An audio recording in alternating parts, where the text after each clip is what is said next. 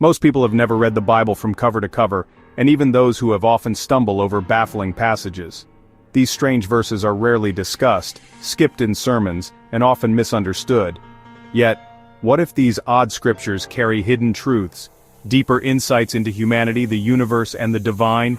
In this video, we're diving into the 10 strangest passages in the Bible, unpacking their meaning and significance. Some will shock you, others will challenge what you thought you knew.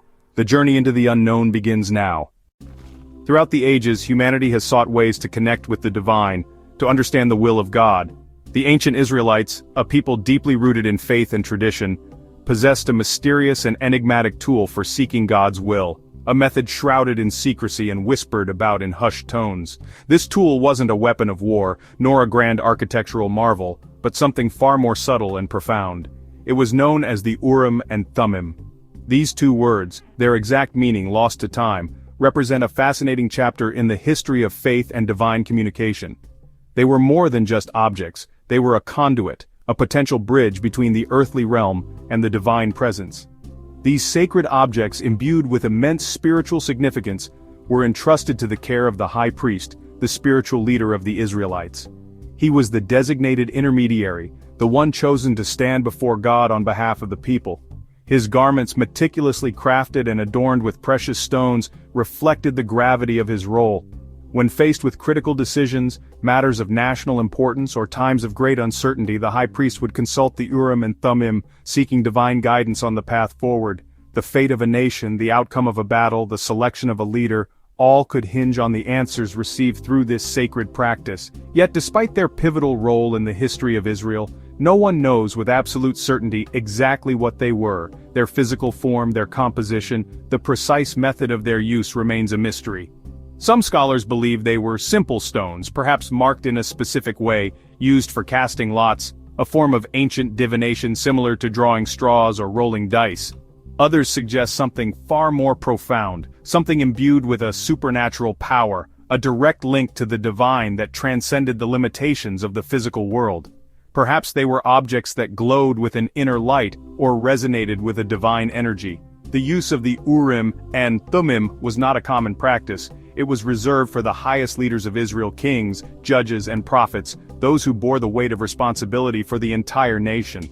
The historical record falls silent regarding the Urim and Thummim after the Babylonian exile, a period of immense upheaval and transformation for the Israelites. The destruction of the temple in Jerusalem and the exile of the people to Babylon marked a turning point in their history. Their disappearance marked a significant shift in how the Israelites sought divine guidance, a move away from physical divination and tangible objects. The focus shifted inward, towards personal faith, prayer, and the study of Scripture as the primary means of understanding God's will. The written word became the guiding light, yet even in their absence, the Urim and Thummim remain a potent symbol, a reminder of humanity's enduring quest. They represent humanity's longing for direct, unambiguous answers from the divine, a desire to pierce the veil of mystery and understand the ultimate purpose of existence. Their silence, the unanswered questions surrounding their nature and fate, leaves us with a profound question that echoes through the ages. Can we ever truly know the mind of God? Can we ever fully grasp the divine plan? Or are we destined to forever seek answers in the shadows of faith and uncertainty? In Numbers, Balaam's donkey sees an angel blocking the path while Balaam the prophet is blind to it. After being beaten, the donkey miraculously speaks, asking why she's being struck. Balaam argues with his donkey, oblivious to the divine intervention. Only then does God open Balaam's eyes to the angel, revealing the donkey had saved his life. The lesson: God can speak through anyone or anything. Wisdom sometimes comes from the most unexpected sources. Are we willing to listen? In the heart of ancient Babylon, a city renowned for its opulence and power, King Belshazzar, a ruler known for his extravagant tastes, decided to host a feast of unparalleled grandeur. Imagine a scene of unimaginable luxury, a spectacle designed to showcase the kingdom's wealth and might. Amidst the revelry, fueled by wine and arrogance, King Belshazzar made a fateful decision. In a display of blatant sacrilege, he ordered that the sacred vessels, those precious artifacts plundered from the Temple of Jerusalem, be brought forth. These were not mere cups.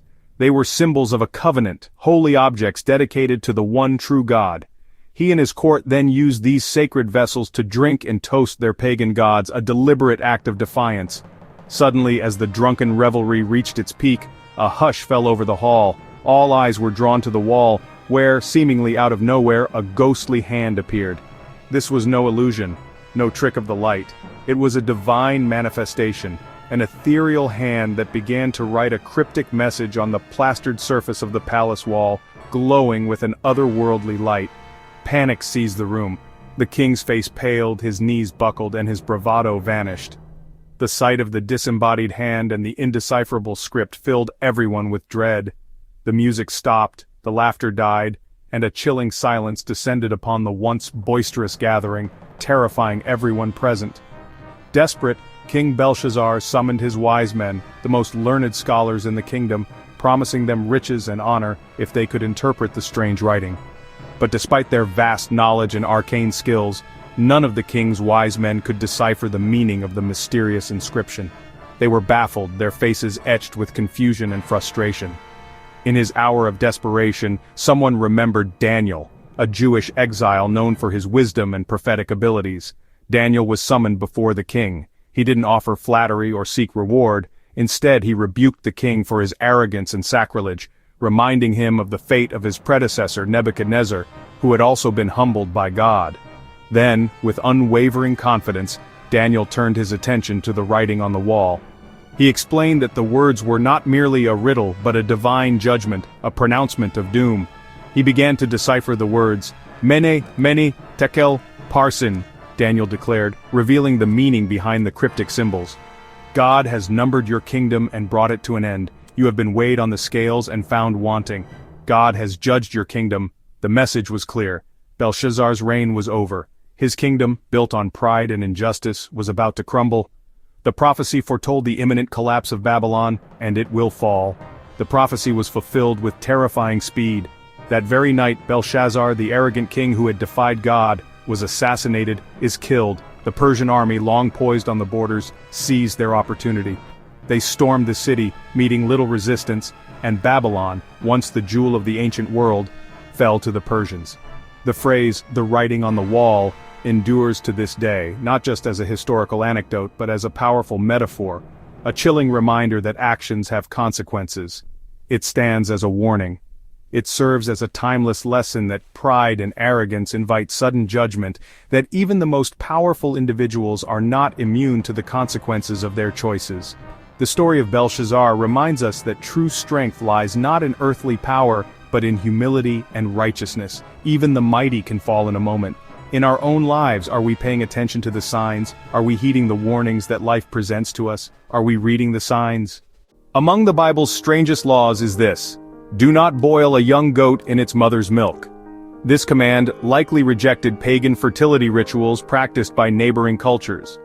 It also became the foundation for Jewish dietary laws separating meat and dairy. Beyond ritual, it's a call to compassion. Don't mix life and death or exploit the natural order. Even the smallest rules can shape identity and daily life. Holiness is found in conscious, everyday choices. The story of the golden calf serves as a stark reminder of human fallibility and the constant temptation to stray from divine guidance. It was a moment of profound disappointment, a betrayal of the covenant forged between God and his people. In the aftermath of this transgression, Moses, burdened by the weight of his people's sins, seeks a deeper understanding of the Almighty. He yearns for a more profound connection, a tangible experience of God's presence. Moses asks to see God's glory not out of mere curiosity, but out of a desperate need to reaffirm his faith and intercede on behalf of his wayward flock. He wanted to understand the very essence of the divine being he served. God, in his infinite wisdom and understanding, acknowledges Moses' plea but also reveals the inherent limitations of mortal perception. God replies, "You cannot see my face and live," a statement that underscores the overwhelming power and majesty of the divine presence. To behold God's face in its full glory would be an experience too intense for any human to endure. Yet, in his compassion, God offers Moses a unique and extraordinary encounter, but allows Moses to see his back, a symbolic gesture that speaks volumes about the nature of divine revelation. God promises to pass by Moses, veiling his full glory as he passes by. Moses witnesses only the afterglow of God's presence, A residual radiance, a lingering echo of the divine, a glimpse, not the fullness, a tantalizing hint of the infinite. This moment reveals the mystery, the inherent unknowability of God in his entirety. We can't fully comprehend the divine, our finite minds are simply incapable of grasping the infinite nature of God. But we can know God's character, we can perceive and experience the attributes that define his relationship with humanity. Mercy, a boundless compassion for the suffering and the fallen, faithfulness, an unwavering commitment to his promises and his people, love, a love that surpasses all understanding. True intimacy with God, a genuine and meaningful relationship with the divine, is about experiencing his goodness, recognizing and embracing the blessings he bestows upon us, not grasping his essence. It's not about fully understanding the divine, which is beyond our capabilities. Our understanding is always partial, limited by our human perspective and the constraints of our mortal existence. But even a glimpse is transformative. Even a fleeting encounter with the divine can profoundly alter our lives and reshape our understanding of the world. Sometimes, seeing God's back is more than enough. Sometimes experiencing the afterglow of his presence is sufficient to guide us, inspire us, and sustain us on our journey of faith. The mystery remains, an enduring testament to the infinite nature of God, inviting us deeper into a relationship with the divine, encouraging us to seek a more profound understanding of his character and his love. Religious leaders bring a woman caught in adultery to Jesus, hoping to trap him. Instead of answering, Jesus writes in the dust, then says, "Let him who is without sin cast the first stone." One by one the accusers leave. Jesus tells the woman, "Neither do I condemn you, go and sin no more." This story reveals radical grace and a challenge to self-righteousness. Mercy triumphs over judgment, the heart of faith is compassion.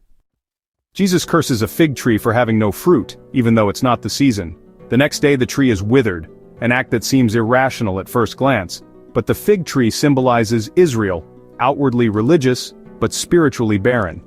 Jesus' act is a living parable, warning against empty rituals and hypocrisy. God seeks genuine spiritual fruit, not just appearances. The withered tree is a caution. Faith must be authentic and transformative. Are we bearing real fruit or just leaves? The challenge is for every generation. Revelation describes a second death, a fate beyond physical death. It's the ultimate separation from God, symbolized by the lake of fire. This isn't just punishment, but the tragic end of a life lived apart from the source of life. The second death is a warning. Our choices have eternal consequences. It stands in stark contrast to the promise of eternal life.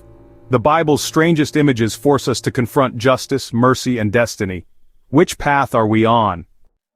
Abraham meets Melchizedek, king of Salem and priest of God Most High, a mysterious figure with no genealogy. Melchizedek blesses Abraham, then vanishes from the story. Later he's called a priest forever, in Psalm 110, and the New Testament uses him to explain Jesus' unique priesthood. Unlike the Levitical priests, Melchizedek's order is eternal, not based on ancestry. Jesus is the ultimate high priest, perfect, everlasting, and bridging old and new. Melchizedek is the cryptic key to understanding Christ's role. Sometimes the briefest stories hold the deepest mysteries. Ezekiel's vision opens with a divine chariot, wheels within wheels, covered in eyes moving in every direction. These wheels symbolize God's omnipresence and perfect freedom. He is not confined to one place. The eyes represent God's all-seeing knowledge, nothing escapes his gaze. Even in exile, God's people are never beyond his reach. The vision is both awe-inspiring and comforting. God is everywhere and he sees everything. The strangeness invites us to imagine a reality beyond our own. Sometimes the weirdest images reveal the deepest truths. God's presence is never limited. From talking donkeys to wheels full of eyes, these strange passages aren't flaws, they're invitations. They challenge us to think bigger, to seek God in mystery and paradox. The Bible's weirdest verses often hold its greatest wisdom. What's the strangest passage you've read? Share it in the comments. For more hidden truths, click the video on your screen now. Thanks for watching. Remember, even the weirdest verse can reveal the greatest wisdom.